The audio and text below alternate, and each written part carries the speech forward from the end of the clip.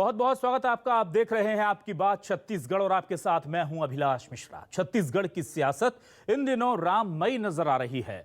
खुद को भगवान राम की अनुयायी बताने वाली बीजेपी को कांग्रेस राम के नाम के सहारे ही मात देने की कोशिश में है।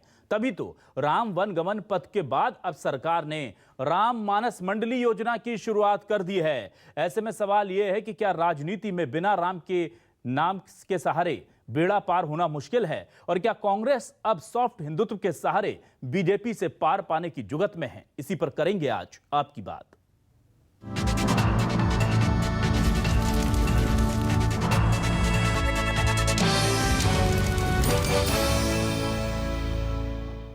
कांग्रेस ने राम वन पथ गमन योजना की प्रोजेक्ट की शुरुआत की। जहां जहां से राम अपने वनवास के दौरान गुजरे थे, उन जगहों को चिन्हित कर वहां पर पर्यटन के तौर पर उसे विकसित किया जाना है। इसके अलावा राम भजन मंडली गाने वाले ग्रामीण क्षेत्रों के गायकों को, उन मंडलों को प्रोत्साहित और पुरस्कृत करने के लिए भी अब योजना की शुरुआत हो गई है।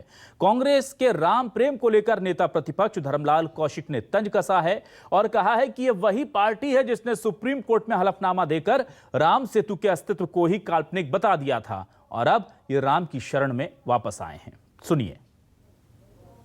शायद लग रही है कि इनको राम के नाम पर बैतरणी पार कर ले। काट की हंडी बार बार नहीं चढ़ता, एक बार चढ़ गई, लोगों ने देख लिया है। यही पार्टी है जो सुप्रीम कोर्ट में राम सेतु को लेकर के एफिडेविट दिया गया कि ये काल्पनिक है। वास्तविक में भगवान राम के प्रति उनका अंतरात्मा से जो प्रेम होनी चाहिए, श्रद्धा होनी चाहिए, वो नहीं है। लेकिन दिखावा जो कर रही है, लेकिन उसके बाद भी मैं बोलता हूं कि चलो दिखावा ही करें, अच्छे है, कम से कम के राम का नाम आप लेते रहे। भगवान करे आपको सद्बुद्धि आए। और आइए अब देखते हैं न्यूज़ 24 मध्य प्रदेश छत्तीसगढ़ के क्या है आज के सवाल। हमारे आज के सवाल आपके सामने ये रहे। न्यूज़ 24 मध्य प्रदेश छत्तीसगढ़ के सवाल: छत्तीसगढ़ में राम नाम की लूट मच गई है क्या? कौन मार रहा है बाजी, कौन पीछे छूट रहा है? राम मानस मंडली बदलेगी क्या सियासी कुंडली? सियासत में राम नाम मस्ट है। जी हां, राम नाम मस्ट है, यह बड़ा सवाल है। और क्यों है, इस पर बातचीत करने के लिए हमारे साथ खास मेहमान जुड़ चुके हैं। सीधे अपने पैनल का रुख करने जा रहे हैं घनश्याम राजू तिवारी जी, प्रवक्ता कांग्रेस, वरिष्ठ नेता, हमारे साथ जुड़े हैं। तिवारी जी, बहुत स्वागत है आपका न्यूज़ 24 मध्य प्रदेश छत्तीसगढ़ पर। हमारे साथ केदार गुप्ता जी, बीजेपी के वरिष्ठ नेता, प्रखर प्रवक्ता जुड़ चुके हैं। केदार गुप्ता जी, बहुत बहुत स्वागत है आपका न्यूज़ 24 मध्य प्रदेश छत्तीसगढ़ पर।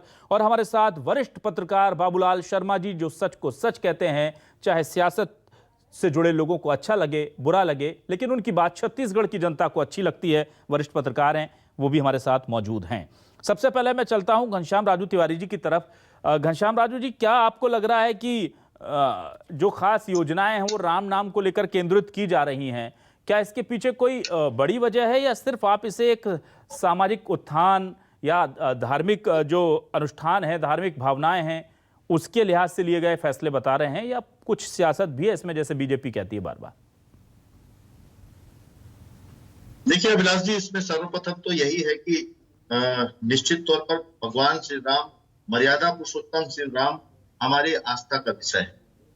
और छत्तीसगढ़ ही नहीं, पूरा हिंदुत्व, पूरा देश भगवान श्री राम की गाथा और भगवान श्री राम का समूचा जीवन परिचय से बहुत ही प्रभावित भी है। और निश्चित ही ये कल्पना की जा सकती है कि हर कोई उस राह पर चले। देखिए, छत्तीसगढ़ में 15 वर्षों तक डॉक्टर रमन सिंह जी की सरकार रही। छत्तीसगढ़ वो प्रदेश है जो भगवान श्री राम जी का ननिहाल है, और अत्यधिक वनवास काल के समय भगवान श्री राम ने छत्तीसगढ़ में गुजारा है, जिसको छत्तीसगढ़ की जनता और छत्तीसगढ़ के लोग भली भांति समझते हैं। और इतिहासकार, साहित्यकारों ने भी इस बात की पुष्टि की है। लेकिन 15 वर्षों तक भगवान राम के नाम पर जिस प्रकार की राजनीतिक रोटियां सेकने का काम भारतीय जनता पार्टी करती रही, लेकिन छत्तीसगढ़ में कहीं भी भगवान श्री राम के, चाहे वन पथ गमन की बात करें या माता कौशल्या के मंदिर के निर्माण के विषय की बात करें, इन्होंने कभी भी कहीं भी इस प्रकार के कोई कार्य नहीं किए जिससे छत्तीसगढ़ की पहचान राष्ट्रीय पटल पर दिखाई पड़े कि ये भगवान श्री राम का ननिहाल है। आज मात्र 2.5 वर्षों में भूपेश बघेल जी की सरकार ने राम वन पथ गमन के नाम पर पर्यटन की दृष्टि से, जहां प्रभु श्री राम जी के चरण पड़े और उन्होंने जो रास्ते को अपनाया, उसको एक पर्यटन की दृष्टि से निर्मित करके कहीं ना कहीं इसकी पहचान राष्ट्र पर देने की प्रयास सरकार कर रही है। और उसके साथ साथ ये जो मानस मंडली के विषय की जो बात कर रहे हैं, जिस पर ये चर्चाएं आज आधारित है अविनाश जी, निश्चित ही छत्तीसगढ़ में मानस मंडली वो एक मंडली होती है जो समूचे भगवान श्री राम के जीवन और उनके कृत्यों को, कार्यों को, उनके पूरे इतिहास को एक मंडली और गीत के रूप में प्रस्तुत करने का काम करती है, जिससे गांव के बच्चे, गांव के वो युवा, वो बुजुर्ग वर्ग सभी इस तार में जुड़ते हैं और कहीं ना कहीं भगवान राम के प्रति वो अपनी आस्था व्यक्त करते हैं। ये मंडलियां वही मंडलियां हैं जिनको कभी भी छत्तीसगढ़ में डॉक्टर रमन सिंह जी की सरकार ने न ही तो कोई मंच दिया, न ही इन्हें कोई पहचान दी और न ही किसी प्रकार से इनका आर्थिक मदद की। आज भूपेश बघेल जी की सरकार गांव गरीब और किसान की सरकार है। मानस मंडली वो एक मंडली होती है जिसको हम निश्चित ही प्रोत्साहित करने का काम कर रहे हैं। उस पर भी पेट दर्द होना, ये समझ में आता है कि भगवान राम के नाम की ठेकेदारी करने वाले लोगों को तो शायद ये नहीं बचेगा। ठीक है सर, हम आते हैं सीधे केदार गुप्ता जी के पास। केदार जी, लंबे समय तक तो शासन बीजेपी ने किया, आप ये बना देते राम वन पदगमन, कौशल्या माता मंदिर और राम से जुड़े, राम के जो भक्त हैं उनके लिए कोई योजना अगर शुरू कर लेते तो बेहतर ही होता, और अगर कांग्रेस ने कर दिया तो ये भी बेहतर ही हो रहा है। सर, इसमें दिक्कत क्या है? नहीं, दिक्कत कुछ नहीं है। रामचरितमानस में एक दोहा है, आपके सामने और दर्शकों के सामने रखता हूं। स्वार्थ लाग करे सब प्रीति, सुर नर मुनिजन की यह रीति। ये स्वार्थ के आधार पर प्रीति करने वाले लोग। क्या रामचंद्र जी छत्तीसगढ़ में 20 साल पहले आए थे क्या कि डॉक्टर रमन सिंह को करना ही था और वो अब 20 साल ही खाली पुरानी बात है? राम तो आदिकाल से 1990 के दशक में माननीय भूपेश बघेल जी संयुक्त मध्य प्रदेश में मंत्री थे, सत्यनारायण शर्मा जी मंत्री थे, धनेन्द्र साहू जी मंत्री थे, तब राम याद नहीं आता था। ये तो 500 साल तक अयोध्या में जो जंग चढ़ रही थी और ये 60-65 साल तक केंद्र में बैठे थे और भगवान को ताले में बंद रखे थे, अरे अभी तक तंबू में रखे थे, ये याद कर रहे हैं यहाँ छत्तीसगढ़ में 15 सालों की। तो मैंने कहा स्वार्थ लाग करे सब प्रीति, सुर नर मुनिजन की यह रीति। ठीक है। और भारतीय जनता पार्टी ने जो लगातार अपना एक सिद्धांत रखा, अपने नीति और नियत में रखा कि अयोध्या में राम मंदिर बनना चाहिए। 3.5 लाख लोगों को मरवा डाला ये लोगों ने, कभी साथ नहीं आए। अंग्रेजों के शासन काल में भी साथ नहीं आए। देश आजाद होने के बाद इनके प्रधानमंत्री बनते रहे, इनके मुख्यमंत्री बनते रहे, उत्तर प्रदेश में साथ नहीं आए। 3.5 लाख लोग मारे गए और आज राम मंदिर बन रहा है तो भगवान राम इनके हो रहे हैं। हम तो धन्यवाद देते हैं कि ठीक है, आप किसी भी प्रकार से लें पर राम का नाम लें। रसखान जी ने एक कविता लिखी कि जब भगवान कृष्ण के हाथ से माखन रोटी कौवा ले जाता है तो बड़े प्यार से कहते हैं, काग के भाग बड़े सजनी, हरि हाथ से ले गयो माखन रोटी। पर वो कौवा प्रसाद समझ के नहीं ले गया था, उसको तो खाना था रोटी। ठीक है। वो रोटी और माखन ले गया, वो प्रसाद नहीं ले गया। तो ये कुछ भी करें, ये स्वार्थ लाग करे सब प्रीति है। ठीक है सर, हाथ कुछ नहीं आना है। ठीक। भगवान तो भाव का भूखा है। 3.5 लाख लोगों की हत्या हुई, मारे गए, भगवान तंबू में रहे। ठीक है सर, 65 साल इनकी सरकार रही। बाबूलाल शर्मा जी का रुख कर लेते हैं। शर्मा जी, क्या आपको लगता है कि वक्त का तकाजा है उसे देखते हुए कांग्रेस ये कर रही है, जैसा कि आरोप लगा रहे हैं केदार गुप्ता जी की ये स्वार्थ की राजनीति है, या आपको लगता है कि अगर कुछ गलतियां कांग्रेस ने पिछले समय में कर दी थी और जनभावना के विरुद्ध वो चीजें गई थी जिसका खामियाजा कांग्रेस केंद्र में भुगत रही है, उन जगहों को, चाहे वो हमने देखा पहले गोधन न्याय योजना, गायों को जोड़ा, किसानों को जोड़ा, और अब अगर राम भक्तों को भी कांग्रेस जोड़ रही है तो ये उसकी बहुत सफल रणनीति है और इसे हमें इसी तौर पर देखना चाहिए। देखिए, ये राम नाम की राजनीति है। राम कभी भी राजनीति का विषय कभी रहे नहीं, लेकिन कुछ वर्षों से वो राजनीति का विषय बने हुए हैं। राम नाम की लूट है, लूट सके तो लूट। हर व्यक्ति कोशिश कर रहा है, हर पार्टी कोशिश कर रही है कि राम नाम की लूट हम कितनी लूट सकते हैं वो लूट लें। राम सबके हैं, किसी व्यक्ति या दल के नहीं है, ये तो मैं भी मानता हूँ, सब मानते हैं। राम सबके हैं। तो अगर ये कुछ कर रहे हैं, मुझे याद है, देखिए राम मानस मंडली जो आज इसको प्रोत्साहन राशि और ये सब जो बातें की जाती है, मुझे अच्छे से याद है। बरसों से विधायक निधि से विधायक जो है अपने क्षेत्र के राम मानस मंडलियों को और अन्य मंडलियों को राशि देते आए हैं प्रोत्साहन के रूप में। उन्होंने वे लोग विधायक अपनी राशि से देते आए हैं। ऐसा कोई नई बात नहीं है। लेकिन सरकार की तरफ से घोषित रूप से और एक दायरे में आकर के जो है वो घोषणा जो की गई है राम मानस मंडली को प्रोत्साहन की, ये राजनीति का एक विषय है। ये एक बिंदु है, ऐसा बिंदु है जिसमें कांग्रेस ये जताने का प्रयास करेगी कि ग्रामीण क्षेत्र की राजनीति तो कांग्रेस की है ही है, योजनाएं भी ग्रामीण क्षेत्र की है ही है, लेकिन गांव में राम के नाम का जो प्रभाव है उसको हम कैसे अपनी तरफ खींचे, वो भी एक रणनीति की तरह एक बिंदु है। उस बिंदु को पकड़ करके आज राम मानस मंडली को महत्व देने का प्रयास किया जा रहा है। और एक बात आपको मैं बता दूं, इसमें कोई दो राय नहीं है कि छत्तीसगढ़ में लोग, पूरी जनता, ग्रामीण जनता राम को अपना छत्तीसगढ़ का भांजा मानती है, क्योंकि कौशल प्रदेश है ये, कौशल्या माता का देश है, उनकी ननिहाल है रामचंद्र जी की। इसलिए हमारे यहाँ परंपरा है कि चाहे कितनी भी भीड़ में अपना भांजा दिख जाए तो छत्तीसगढ़ी व्यक्ति जो है उसके पैर पखारता है, चाहे कितने भी लोगों के बीच में मिले तो भांजे के नाम पे मतलब रामचंद्र जी का पैर छू रहा है ऐसा मान करके उसका सम्मान करता है।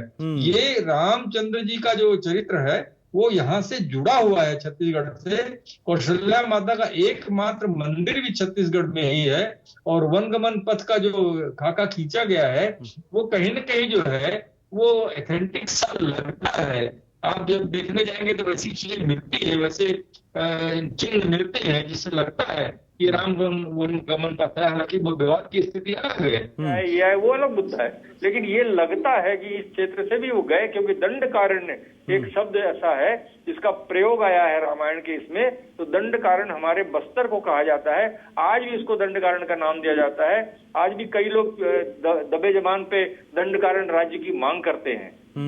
ठीक है घनश्याम राजू जी, मैं आता हूं। ये जो राम वन पथ गमन है, ये हमने देखा था कि मध्य प्रदेश में भी सर ये बहुत लंबे समय से खुद शिवराज जी भी इसको लेकर के बयान देते रहे, बातें करते रहे, और वहां से हमने देखा था कि पूरा ट्रेस किया जाएगा, उसके लिए एक प्रोजेक्ट भी आया, लेकिन ये सब फिर सरकारी किताबों में, फाइलों में खो गया। हाँ, 2-3 साल में उसको एक बार उछाल दिया जाता है कि हम राम वन पथ गमन पर काम कर रहे हैं। मुझे लग रहा है ये शायद 14 साल का पूरा प्रोजेक्ट है, उधर भी जिस तरह से चल रहा है, कम से कम 14 साल तो लगेंगे इसको, 7-8 साल से तो मैं सुन रहा हूं।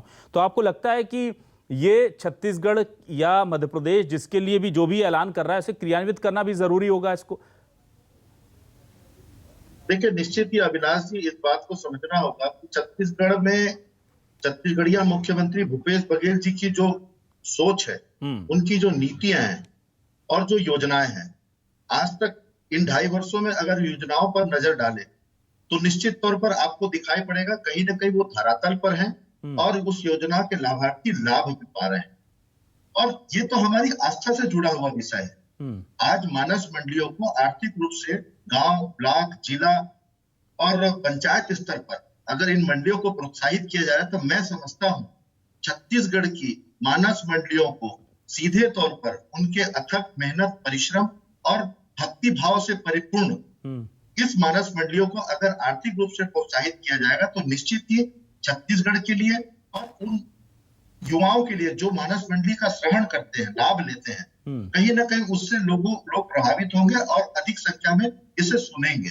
तो जिससे हम ये कह सकते हैं अभिलाष जी, जैसा कि मेरे भाई केदार गुप्ता जी कह रहे थे कि 3.5 लाख लोगों की मौतें हो गई और तमाम क्या क्या चीज, मैं कहता हूं कि हम भगवान श्री राम के मंदिर अयोध्या के निर्माण के विषय में फिर कभी बैठ कर चर्चा कर लेंगे। आज तो इस योजना के विषय में बात कर लेते, जिस योजना के आधार पर छत्तीसगढ़ में एक नई विसाध पीसी जा रही है, धर्म के नाम पर एक नया कार्य किया जा रहा है, इसकी तो तारीफ कर लेते हैं। लेकिन जिस प्रकार से दोहा आंक कर अपनी नाकामी को छुपाने का जो प्रयास कर रहे हैं मैं समझता हूँ 15 वर्षों तक रमन सिंह जी ने इस ओर बिल्कुल ध्यान नहीं दिया, और माता कौशल्या के इस छत्तीसगढ़ को, जिसको आदरणीय बाबूलाल भैया भी कह सकते कौशल प्रदेश, इसको जो राष्ट्रीय पहचान मिलनी थी उसको भी कहीं ना कहीं इन लोगों ने छुपाने का पता नहीं क्यों प्रयास किया है, फिर भी ये राम भक्त होने का दम भरते।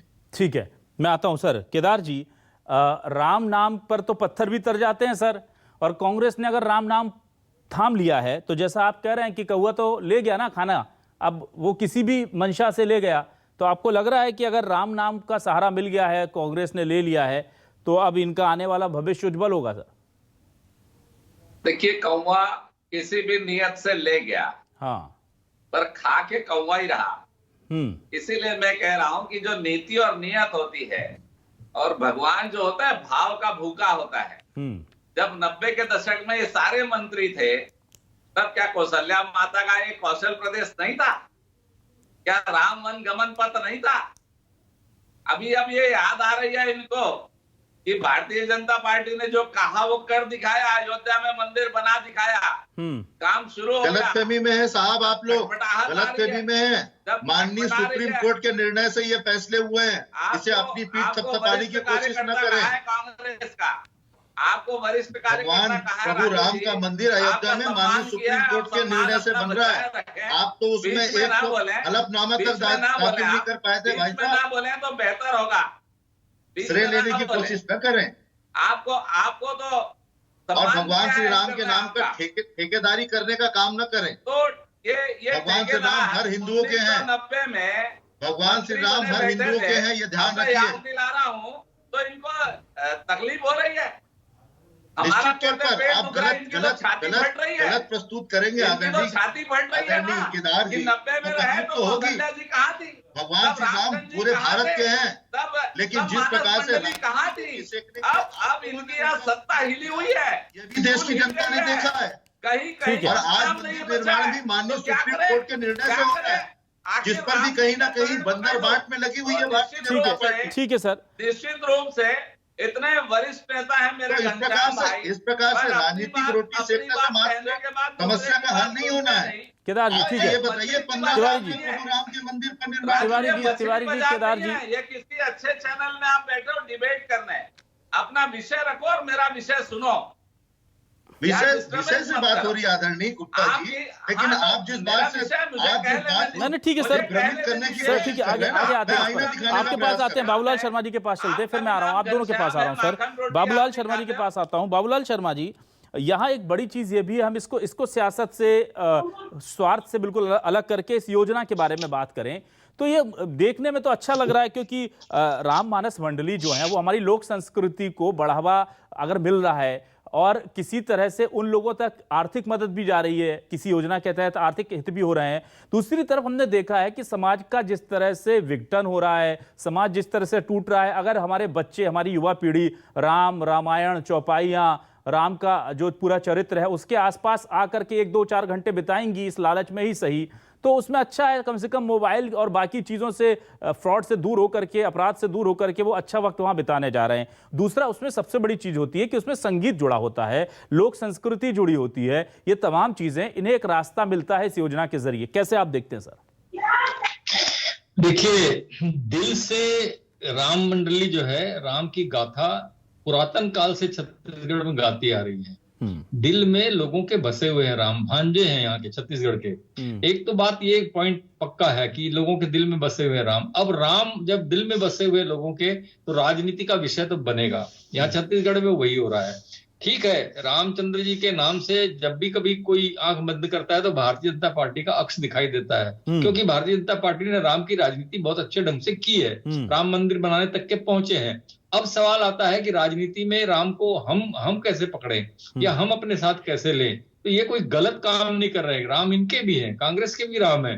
इसलिए ये जो कर रहे हैं, ये ग्रामीण क्षेत्र के ऐसे लोगों का उत्साह बढ़ाने का, उत्साहवर्धन करने का जो तरीका इन्होंने निकाला है, ये बहुत अच्छा मानता हूं मैं। बरसों से मैं देख रहा हूं, बरसों से, आज की बात नहीं, ये 15 साल के इनके राज में भी जो है एमएलए जो है अपने फंड में से राशियां बांटा करते थे इनको, और अब उसको अच्छे बड़े रूप में जो है छत्तीसगढ़ की सरकार ने एक अच्छा निर्णय लिया है। मैं व्यक्तिगत रूप से बहुत प्रसन्न हूं, क्योंकि मैं उन लोगों के साथ जुड़ा हुआ था, मैंने देखा है उनके कर्तव्य को, वो कर्तव्य समझ के करते हैं राम का नाम का गुणगान, तो उनको प्रोत्साहित करने का प्रयास है। ठीक है, इसके पीछे थोड़ा बहुत लाभ हानि का राजनीति का विषय रहता है बाबूलाल जी, लेकिन क्या इसका आपको लगता है कि ग्रामीण क्षेत्रों में फायदा भी मिलेगा कुछ कांग्रेस को, जिस तरह से? बिल्कुल मिलेगा और वही सोच भी है। ऐसा नहीं है राजनीति करने के लिए आए हैं लोग, कोई ये इसमें सोच वो भी है। मैं दो बातों का जवाब देता हूँ केदार भाई का। केदार बड़े विद्वान प्रवक्ता हैं, लेकिन आज इन्होंने एक चूक कर दी। उन्होंने कह दिया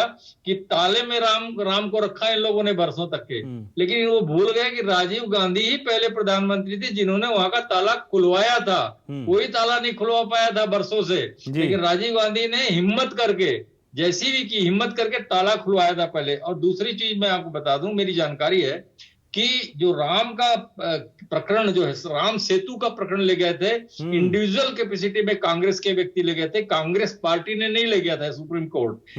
एक इंडिविजुअल कैपेसिटी में एक कांग्रेसी सुप्रीम कोर्ट तक के लेके गए थे राम सेतु के मुद्दे को, जिसमें राम के अस्तित्व को नकारने का आप लोगों ने आरोप लगाया था कि राम सेतु का अस्तित्व ही नहीं मान रहे हैं, तो राम का अस्तित्व भी नहीं मान रहे हैं। ये दो चीजें जो आपने जो है थोड़ा सा हट के राजनीति के हिसाब से कह दी, लेकिन ये सच्चाई इसकी ये है। ठीक है तिवारी जी, मैं ये जानना चाहता हूं, पहले आप गाय जो थी उसको छीन लिया, मैं आऊंगा सर गुप्ता जी आपके पास आ रहा हूं, फिर आपने राम को जो है उस पर भी अपना वो कर लिया, तो ये सर आप गलतियों से सीख लेकर के कांग्रेस जो है वो नई कांग्रेस बन रही है, क्या आपको ऐसा लग रहा है? या फिर आपको लगता है कि नहीं, कांग्रेस इनके साथ पहले दिन से खड़ी थी, गाय के साथ थी, जंगल के साथ थी, जमीन के साथ थी, राम के साथ थी, लेकिन हमारा पर्सपेक्टिव जो था उसको इस तरह से पेश किया जाता था कि हम इनके खिलाफ हैं? देखिए अभिलाष जी, एक बात बहुत स्पष्ट है, हुई है वही जो राम रची राखा जी। और छत्तीसगढ़ में कांग्रेस की सरकार निश्चित तौर पर अपने दायित्व का निर्वहन कर रही है। हम दिखावे की राजनीति, देखिए मैं पुनः चाहे वो किसान का विषय हो, चाहे वो भगवान राम का विषय हो, चाहे फिर वो किसी भी कार्यों का विषय हो, सुप्रीम कोर्ट आज में अगर सरकार काम कर रही है तो भारतीय जनता पार्टी के पेट में इसलिए दर्द होता है, इन्हें ऐसा लगता है कि शायद अब इनको सालों साल लगेंगे भगवान राम को तंबू में रखते हैं, उसकी तकलीफ और पीड़ा इन्हें दिखाई पड़ती है, जिसकी वजह से ये समस्या साफ दिखाई पड़ती है। अब देखिए रावण रूपी लोग किस प्रकार से परेशान है, आपको ये समझ में आता होगा जब एक जनहितकारी योजना और जब बाबरी का ढांचा गिरा तो वहाँ फायरिंग क्यों कराई, मजबूत करने का काम कर रहा है, तो ये राक्षस रूपी लोग, ये रावण के साथ खड़े होने वाले लोग इस प्रकार से चिड़चिड़ाहट पैदा कर रहे हैं अभिलाष, तो आपको दिखाई पड़ रहा होगा।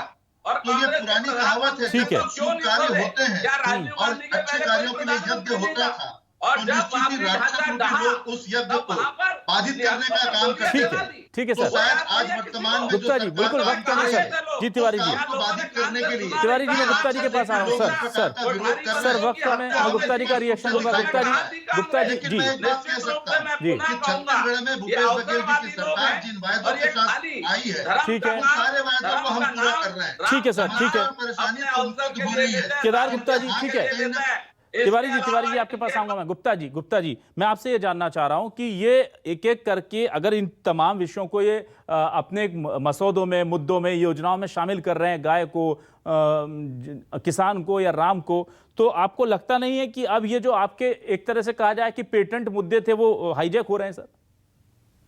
नहीं देखिए, बहुत स्पष्ट है, नाम की लूट का इन्होंने खूब पेट भरकर जी लुटाया, उनको थोड़ा समय और दे दीजिए। तिवारी जी वक्त कम है, तिवारी जी गुप्ता जी की बात करने दीजिए, तिवारी जी गुप्ता जी को प्लीज, तिवारी जी प्लीज, गुप्ता जी का, तिवारी जी बिल्कुल अंतिम समय है सर, गुप्ता जी को अपनी बात पूरी करने दीजिए। गुप्ता जी प्लीज मेरे सवाल का जवाब दें। तिवारी जी प्लीज बस 30 सेकंड दीजिए। के लिए पैसा इकट्ठा हो रहा था तब ये रिपोर्ट लिखाने गए थे, यही राम के प्रति प्यार है इनका, यही कहते थे। अच्छा ठीक है, last comment sir, last Ayodhya में सर, तिवारी जी 1 मिनट में केदार गुप्ता जी से बात करो। लूट करी आपने, चलिए अंतिम बिल्कुल बस फाइनल रिएक्शन बाबूलाल शर्मा जी दे रहे हैं। Babulal Sharma ji please, Tiwari ji, Gupta ji, Kedar ji, Ghanshyam Gaju ji, please sir. Babulal Sharma ji बहुत महत्वपूर्ण सवाल ये है जो मैं समझ पा रहा हूँ। तिवारी जी प्लीज, तिवारी जी, केदार गुप्ता जी, बाबूलाल शर्मा जी में बस 20 सेकंड बचे हैं सर, छोटा सा आपसे आंसर चाहूंगा। बहुत महत्वपूर्ण सवाल यह है कि कांग्रेस जिस तरह से जनमानस और आस्था से जुड़े मुद्दों को लेकर योजना बना रही है, वो कितनी सफल है कितनी असफल है हम नहीं जानते, लेकिन जिन बिंदुओं को टच किया जा रहा है, जिन बिंदुओं को सरकारी योजनाओं में गूंथा जा रहा है, क्या वो बहुत अच्छा पॉलिटिकल स्टेप है? और केंद्र में कांग्रेस को सीखना चाहिए कि किस तरह से एक सबके साथ समाज के या अपने ऊपर जो छवि के में दाग लगे हैं उन्हें धोने के तरीके कांग्रेस, छत्तीसगढ़ कांग्रेस अपना रही है। देखिए, ग्रामीण राजनीति कर रहे हैं भूपेश बघेल, और ग्रामीण राजनीति में राम का नाम बहुत महत्वपूर्ण बिंदु है, और ये राजनीति बिल्कुल उसी विषय पर लेकर के हो रही है। देखिए, राम के नाम से 2 सदस्य की भाजपा जो थी वो आज कहां से कहां पहुंच गई। 4-4 इन्होंने सरकार राम के नाम पर बनी, राम के नाम से इनका जो जलवा बना, जो इसका स्थिति बनी, वो आज यहां तक पहुंची है। निश्चित रूप से जो है ये एक बहुत बड़ा बिंदु है, और इससे लाभ पाने के दृष्टिकोण से ही राजनीति खेली गई है, और सरकार स्वयं इसमें इन्वॉल्व हो रही है पहली बार, तो बड़े रूप में हो रही है। ये बहुत महत्वपूर्ण है, और जितनी भी योजनाएं हैं वो ग्रामीण क्षेत्र की है, ग्रामीणों पर प्रभाव डालने वाले। ये एक और बात आ गई जो ग्रामीणों को प्रभावित करेगी।